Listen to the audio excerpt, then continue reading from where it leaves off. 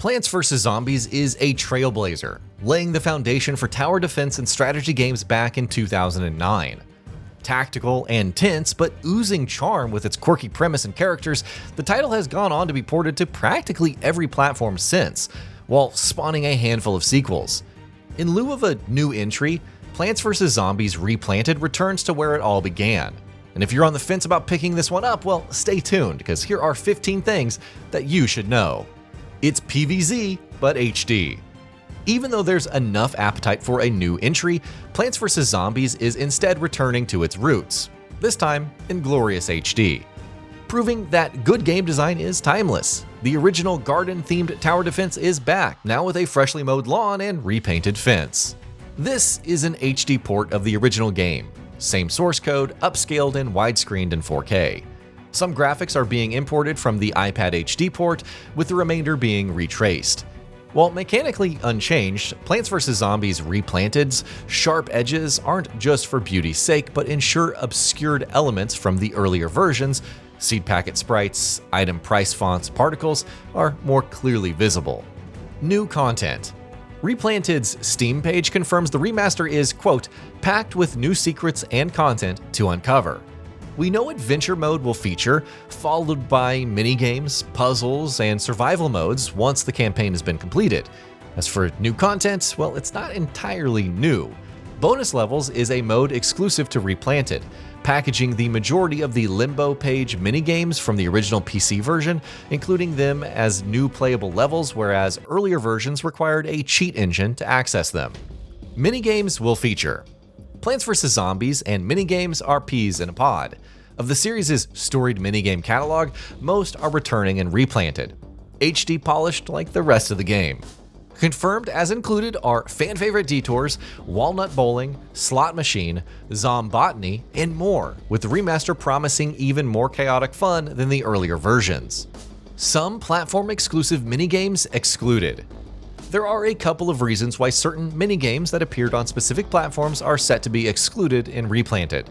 First, certain platforms relied on extra apparatus, the Nintendo DS and its stylus for instance, meaning we're unlikely to see Home Run Derby or Air Raid in Replanted.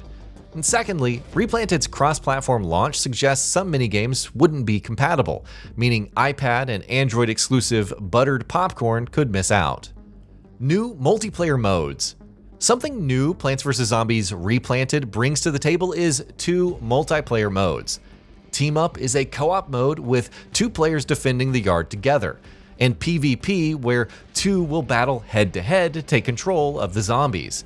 Both of these modes are local only, and currently there is no word on whether online multiplayer will become available. No microtransactions. Here's some welcome news. It has been confirmed that Plants vs. Zombies Replanted will not feature microtransactions. All skins, cosmetics, and upgrades are attainable in-game. Everything is included in the price. Furthermore, there are currently no DLCs planned. Whether that changes in the future likely depends on how commercially successful this remaster is. New solo challenge mode, Cloudy Day. Cloudy Day is a gloomy new feature, where dark clouds block sunlight and sunflowers take an adorably animated snooze.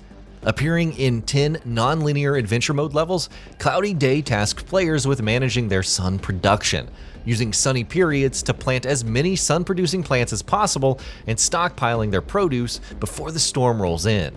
Under cloud cover, players will need to rely on their existing defenses until the sunshine returns. During cloudy spells, seed packets costs are halved and they'll reload faster.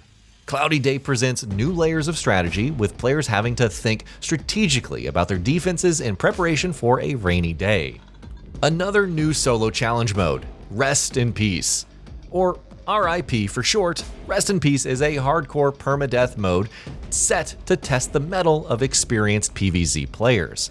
This optional toggle for adventure mode transforms the campaign into a one-life gauntlet, where losing a level forces players all the way back to the start. There's a roguelike twist to RIP mode too, with Crazy Dave pre-selecting 3 seeds to use exclusively on each level. With difficulty set to ramp up quickly, Rest in Peace promises the tensest PvZ experience to date. Tree of Wisdom returns. The original Tree of Wisdom revealed hints the more that it grew, with cheat codes rewarded as its hefty trunk reached certain milestones. It's likely the Tree of Wisdom will function similarly in Replanted. However, there is an innovation tied to the tree unique to the remaster. Now, players can customize visual options via the Tree of Wisdom's toggle buttons, with one confirmed option being to switch to a pixelated brown coat zombie skin. There's a pre-order bonus item that can be toggled on or off here too, which will outline this item a little bit later. PvZ2's Speed Up button appears. A welcome quality of life addition that makes its way over to Replanted, the ability to speed up time. While not available in the 2009 original, now Plants vs. Zombies players will be able to turbo boost the action up to 2.5 times faster. Levels can take a minute to get going, so the speed up function is a nice addition. It can make gathering sunlight a little trickier though.